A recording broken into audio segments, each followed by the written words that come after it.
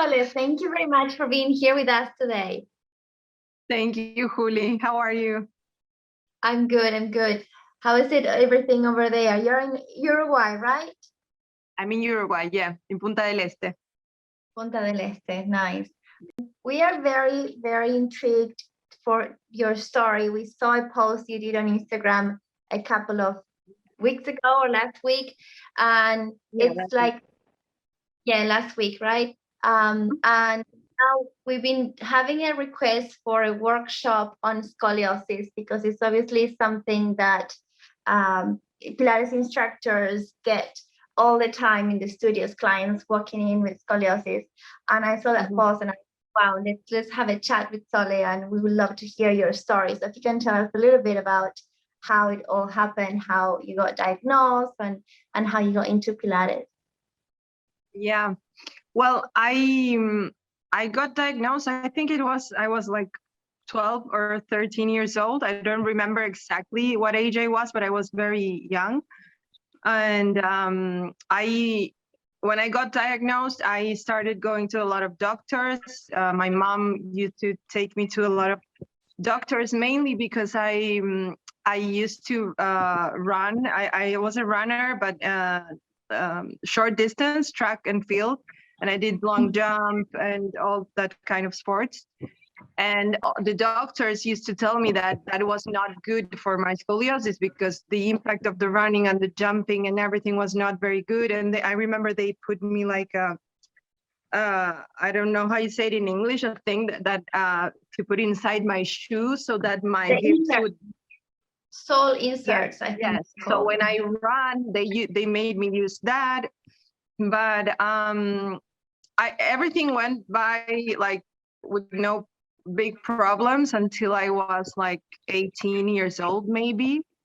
A few doctors told me that the only thing to do was to get surgery if I wanted to. My mom was like completely opposed to that because it wasn't a really bad scoliosis. I think it's considered a mild scoliosis. What I had, it was almost 30 degrees. So when I was around 18 years old, I started to feel more uncomfortable.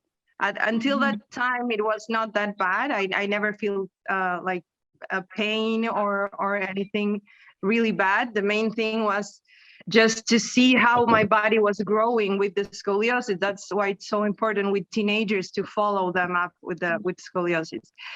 And then when I was around 18 years old, that's when I started to really feel something inside my body, started to feel like a little bit of pain and a little bit of uncomfortableness. And I wasn't doing anything at the moment. At that time, I quit running, I quit everything.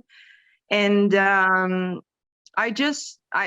every once in a while I started maybe doing some yoga, and then I quit, and then I started going to a gym, and then I quit. I wasn't like I wasn't doing anything like specific at that time. And then the years went by until I had my first kid.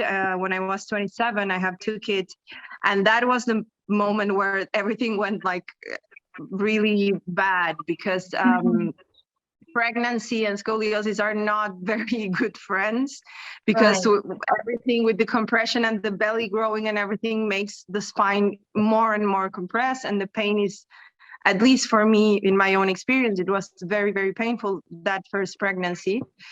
And then after I had my first kid, that's when I started to just try to find a solution. I had no idea about Pilates back then. I mean, I knew what it was, but I never really tried it before. I lived in Los Angeles at that time, and it was very expensive for me at the moment. And I just kept like pushing it back, I went to chiropractors, I went to physiotherapy. I did a lot of things that doctors always recommended me, but they were just like a few sessions, you just go there like 5 sessions, 10 sessions, and maybe you feel better, but then you go back to the same place where you started. At least I never found like a very useful way of getting rid of that feeling. Then I moved back to Argentina when my son was around a year old, and that's when I started doing Pilates. That was the first time my first encounter with Pilates. Right. And I did a lot of things. I did a lot of therapies. I did a lot of everything I could find, and nothing really worked. And at that point, I was really feeling uncomfortable in my own body. It was like, I felt like everything was so compressed and twisted, and I could actually feel the twisting inside my body. And it was really, really, really uncomfortable. So I said, okay, this is it. I need to do something. So I found Pilates, and I started in Buenos Aires. I started going, and then I fell in love with it. And I besides like my scoliosis apart, I fell in love with the methadone and with a lot of people here probably feel the same thing. So I just started going like two times a week, and then 3 times a week, and then I got to a point where I could not stop doing it. And I started to feel so much better, like the pain went away, and my body just felt better. So I never stopped. And a few years later, I did my first certification, and then I started teaching, and that's when I really got into it. And yeah, I wasn't really expecting anything. I mean, I just wanted to feel better and don't have any pain, which I got to that point. I mean, it's not magic, of course. You need to be consistent, and you need to take it seriously, because it's not something that if you do like 10 sessions, it will go away. It took a lot of time for me to get to that point. But I don't know how I would live right now without it. I mean, if I stop doing it, I feel that everything starts going back to where it was. You know, it's like Pilates gave me that space in my back and in my body that I needed to feel like aligned again. I don't know how to explain it, because I really feel it very physical in my body. So yeah, that's how I got there, basically. That's amazing. And then you said that you had the first kid. Do you have another kid? I have another one. Yeah. Pregnancy? How was the second pregnancy? Were you doing Pilates when you had your second pregnancy? Yes, I did. I did Pilates until pretty much 2 weeks before giving birth. I did the whole during the whole pregnancy. And it was so different than the first one. I mean, I didn't have any pain. I didn't feel anything. I had so much energy. I went through the whole thing like nothing really happened. I mean, I felt so much better during that pregnancy. And I'm pretty sure that Pilates had a lot to do with that. Right. Yeah. That's amazing. So it was a very, very different experience for me. And yeah, and even after that, of course, always when you have babies, you feel back pain, you're carrying it. It's like, it's normal. And I had that. It's not that, again, it's not magic, of course.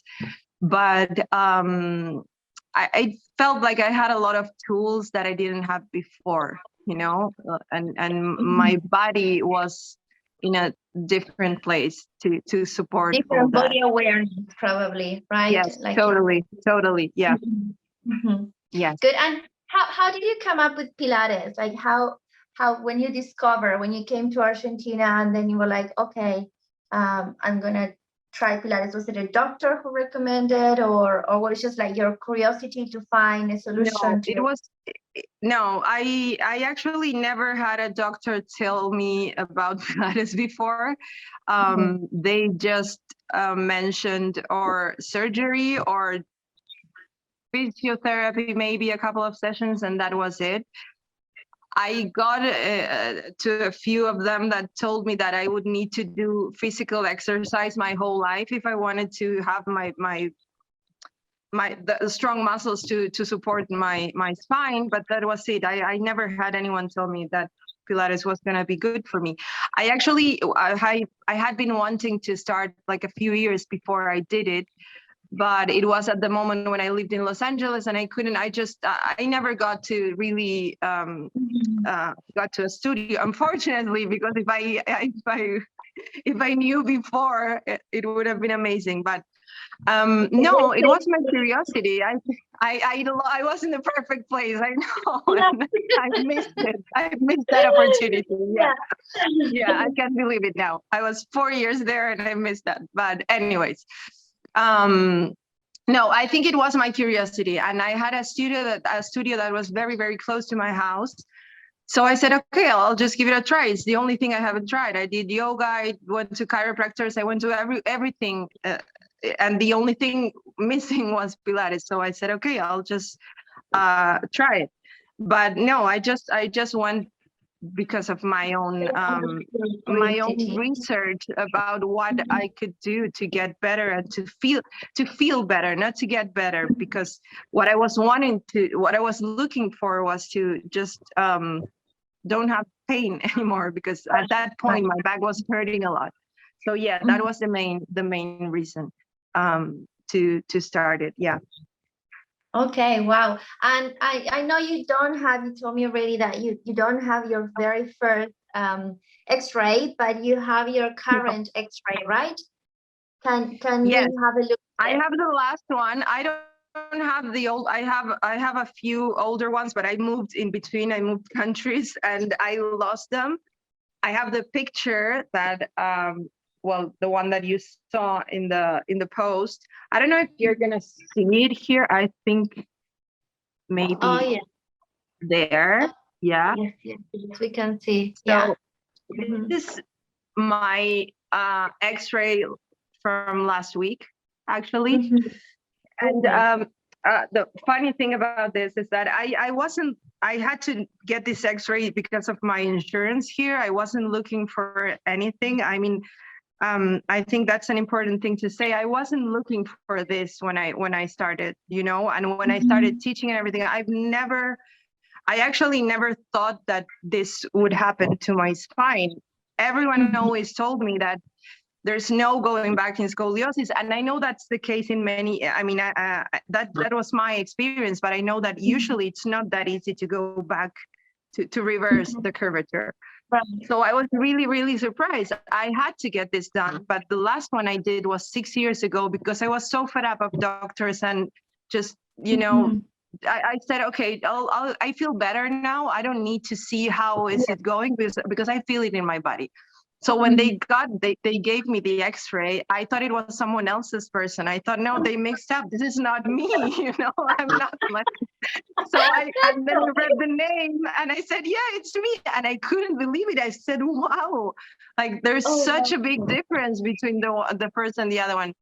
And that's why I did that picture where you see one next to the other one, because I had the picture in an old email, and I wanted to see them side by side, because I said, this is not possible. I mean, it's a big change. And that's why I ended up posting it. I mean, I don't usually do that kind of stuff. I don't like putting that many things on Instagram, but I said, this is so good. I mean, people, it's amazing to see, get to see what you can do. And of course, everybody is different, and every case is different. And there are a lot of cases that for sure are more severe, and a lot of people who need surgery or braces. And of course, I think it's called a brace when they put you corsets. Corsets, yeah. But what my thoughts this week about that was, Pilates shouldn't be the last option, the last resource. Like for me, it was the last option. And I myself in my studio, when I get clients come in, they usually come from the doctor who, I mean, I'm not saying every doctor is the same, but they usually are like, okay, there's nothing else we can do. Why don't you go to Pilates? Pilates is, I heard it's good for your back. Just go there. And I feel that it's always like the last option, and it should be the first one. Everybody should be. I mean, teenagers, I wish someone had told me this when I was 14 years old. I wish I had started this earlier before in my life, because it's so good. Even if you have a more severe case, or if you have any other pathology like spine issues, it won't do any harm just to do it, you know. It will always make it better. So that's why what I've been thinking a lot about this past days, you know. We should be the first option. Of course, the diagnose, the doctor and everything, but Pilates should always be there first thing, you know, because it's so good for prevention, right? Yeah, but I feel that sometimes, you know, we look for the quickest and the easiest option. Yeah. Pilates, you have to put the effort. You have to commit to it. You're responsible for your healing. And Of if you go to the doctor and they give you a brace, or you go to an osteo or a physio, I'm not saying that it's not good, but I'm just saying that you're just putting the responsibility in somebody else to fix you. Exactly. Right? Yeah. It's like Yeah, and of course it takes a lot of time and a lot of commitment, because this doesn't happen one day to the other. It took me from the first X-ray to the second one. There was 6 years apart. And as I said before, I wasn't looking for that. I had no idea I would find that when I saw the new X-ray. I was just looking to feel better and to feel healthier and to feel more aligned and stronger. And I got that. This is secondary. Like, the curvature for me is a secondary thing.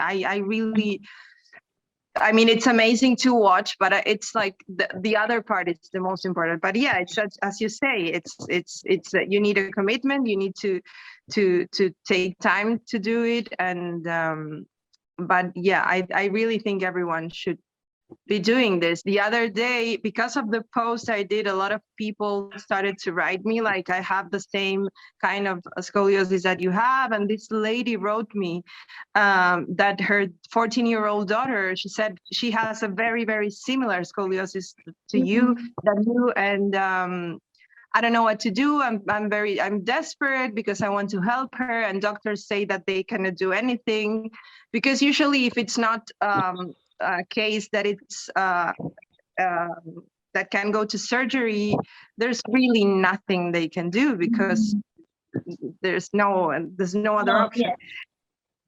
And I told her, like, just if you can, just bring her into some studio. Just I told her a few places, I recommended her, and I said I wish someone at that age had told me about it.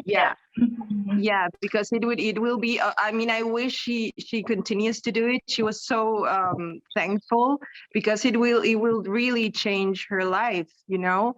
And and you never know how bad it's gonna get if you don't do anything. So yeah, I think it's really, really good, and everyone should be doing it. Everyone should be doing it, as Joe said. Yes. Well, thank you very much for sharing this story, because certainly you have already inspired a lot of people and helped a lot of people, that, like this lady you're saying, with her daughter, and hopefully we can spread Pilates around the world more. I think now the resources and it's more known all around the world. So maybe kids in these times, they find it earlier than probably it's easier. Yeah. And I think it's really good for people to get to know this. As I said before, this is my own experience, and everyone is different. And of course, there are a lot of different cases, much more severe than mine. But it's what I said. It won't do any harm. So it will always make it better. So I think it's really good. Yeah. Thank you, Juli, for this thank you. opportunity. No, thank you for your time.